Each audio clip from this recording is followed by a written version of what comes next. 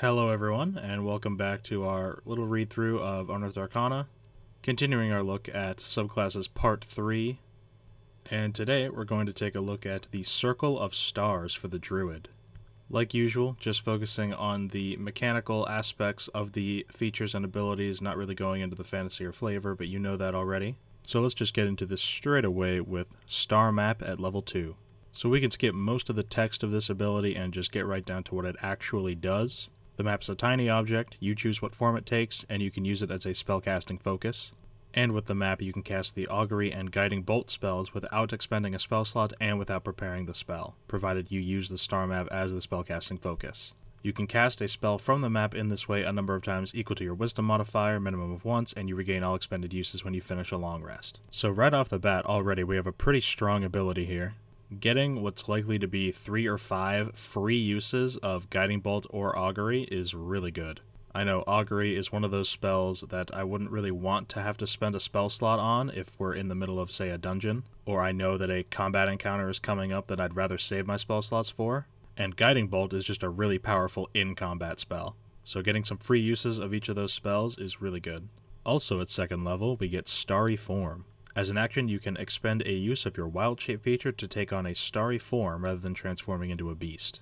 While in your starry form, you retain your game statistics, but your body takes on a luminous, starlight quality. You shed bright light in a 10-foot radius and dim light for an additional 10 feet, and the form lasts 10 minutes or until you're incapacitated. And when you assume your starry form, you have a choice of 3 different forms. So before we even get into what these 3 different forms are, I already like the amount of options and choice that we have on display here. With some of the other Druid subclasses that use the wild shape a bit differently, they really lose that sense of choice and options that a typical wild shape to transform into a beast would give them.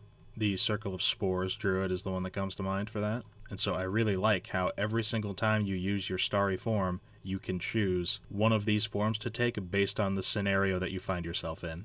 And all 3 of these forms are very good at different things. So first up we have the Chalice Form. Whenever you cast a spell using a spell slot that restores hit points to a creature, you or another creature within 30 feet of you can regain hit points equal to 1d8 plus half your level in this class. So the Chalice form is a good form to assume if you or your party mates are a little bit worn down, or you know it's going to be a tough fight where you're going to have to do a lot of healing. Every time you cast a healing spell, you're going to be doing even more healing. Next we have the Archer form. You gain a bonus action that you can use to make a ranged spell attack, hurling a luminous arrow that targets a creature that you can see within 60 feet of you. On a hit, the attack deals radiant damage equal to 1d8 plus your wisdom modifier. So this seems to be your go-to offensive option. The Archer allows you to, as a bonus action, continue to pump out ranged damage, while still using your main action to cast spells or make other attacks. And finally we have Dragon.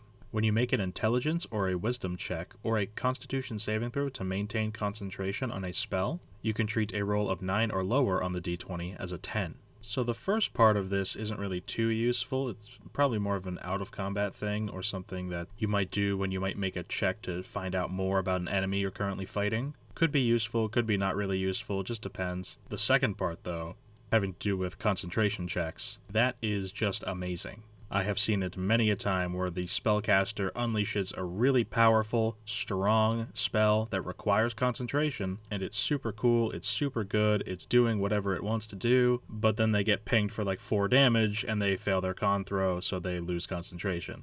As a druid, you're probably going to have decent con, so having the lowest you can roll be a 10 on your concentration checks essentially means that something's going to have to hit you really, really hard for you to break concentration on your spell. And druids have a ton of spells that require concentration. So all in all, I think Starry Form is a really amazing feature. It really plays on the fact that druids are sort of that utility, can kind of do whatever the party needs member. They can turn into an animal and tank, they can deal damage, they can do spells, they can heal, they can crowd control, all this kind of stuff. And your Starry Form, whichever one you choose, just makes you better at what you have to do for this fight. I think every single one of these Starry Forms is very good, and honestly, I think Moon Druid might have a contender for strongest early game Druid at this point, at least in this current form that we're seeing here. At level 6 we have Cosmic Omen. Whenever you finish a long rest, you can consult your star map for omens. When you do so, roll a d6. You gain one of the following possible omens based on whether you rolled an even or odd number on the d6. So here are our options. We have Wheel and Woe. Wheel is whenever a creature you can see within 30 feet of you makes an attack roll, a saving throw, or an ability check, you can use your reaction to roll a d6 and add the number rolled to the total. And Woe is the sort of opposite of that. Whenever a creature you can see within 30 feet of you makes an attack roll, a saving throw, or an ability check, you can use your reaction to roll a d6 and subtract the number rolled from the total. You can sort of think of it as a reaction mini Bardic Inspiration or Cutting Words. You can use this reaction a number of times equal to your Wisdom modifier, and you regain all expended uses when you finish a long rest. So again, I think this is a really powerful and good ability. There is sort of that randomness factor to the day on whether you're going to get the Bardic Inspiration or the Cutting Words, but obviously both are really good. And you can use it a number of times equal to your Wisdom modifier, which is probably going to be 3 to 5. I mean, there's really not much more to say than that. Bards are good. Give your Druid a Bard ability, hey, it's good. At 10th level, we get Full of Stars. While your Starry Form feature is active, you become partially incorporeal, giving you resistance to bludgeoning, piercing, and slashing damage. We added some Bard to your Druid, now we're adding some Barbarian. Keep in mind that this does not say non-magical bludgeoning, piercing, and slashing damage. This is all bludgeoning, piercing, and slashing damage. So now you truly are the jack-of-all-trades Druid. You can heal with your Chalice Form, deal damage with Archer, do spells better with Dragon, and now you can tank. And you're also kind of a bard 5 times a day. I don't think I need to tell you just how strong this 10th level ability is. It's really strong. Druids are already one of the more survivable classes in the game. Especially a druid like this, who's probably not going to be, it's not their focus that they're going to be tanking. Now they just kind of can. Yeah, it's a little strong. And finally, at 14th level, we have Star Flare. As an action, you conjure a burst of light in a 30-foot radius sphere centered on a point you can see within 120 feet of you. You can immediately teleport each willing creature in the sphere to an unoccupied space within 30 feet of it. Each creature remaining in the sphere must succeed on a Constitution saving throw against your spell save DC or take 4d10 radiant damage and be blinded until the end of your next turn. Once you've used this action, you can't use it again until you finish a long rest or until you expend a spell slot of 5th level or higher to use it again. So when I first read this, I thought it was kind of underwhelming for a 14th level ability. But there's that last little clause that you have to be really careful about. This ability is essentially equivalent to a 5th level spell, because you can exchange a 5th level spell slot to use it again. Is this as good as a 5th level spell? I would say absolutely. It's even better than a 5th level spell. 4d10 radiant damage doesn't sound like that much, and it's really not, especially at 14th level. But I don't think you'll really be using it for the damage. The damage is just kind of extra.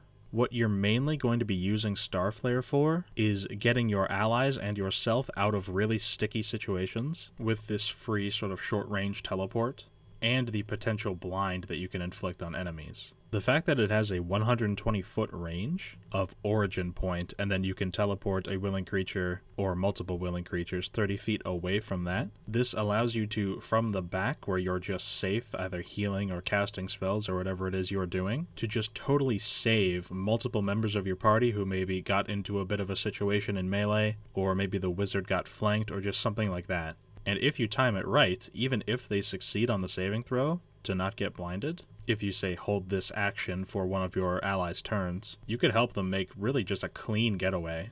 Imagine Fighter Bob surrounded, wounded. You hold your Star Flare waiting for the beginning of his turn. Suddenly you teleport him away. Let's say half the enemies that were near him take some radiant damage and are blinded. And since it's Fighter Bob's turn, he can then use this opportunity to get even further away and hopefully towards help. But let's be honest with ourselves, it's Fighter Bob, he's going to go back in and action surge against the blinded enemies. In which case, I hope you're in your Chalice Form, because he's going to need some serious healing. Overall, I think the Circle of Stars Druid is probably a bit too strong. I like how it really goes with this idea of Druids being sort of the jack-of-all-trades, and really running wild with it and letting you be better at really whatever you want to do. But at the same time, I think some of the abilities should be toned down, probably a little bit, simply for a balancing sake. It just seems like right now in their current form they just have way too much. With bonus actions and reactions and taking half damage and bonus healing, not failing concentration checks, just all of this stuff. It really adds up to a lot. And of course the free spells that it gets at level 2. That alone is pretty crazy. But that's just my opinion. Let me know what you think about the Circle of Stars Druid. Is it too strong like I think? Did I misunderstand something? Perhaps something is too weak about it? Let me know. Feel free to like the video if you liked it, and subscribe if you really like this content, because before too long we will be going over the final subclass in the subclasses part 3, which is the Fey Wanderer Ranger. Don't want to miss that. Anyways guys, until next time.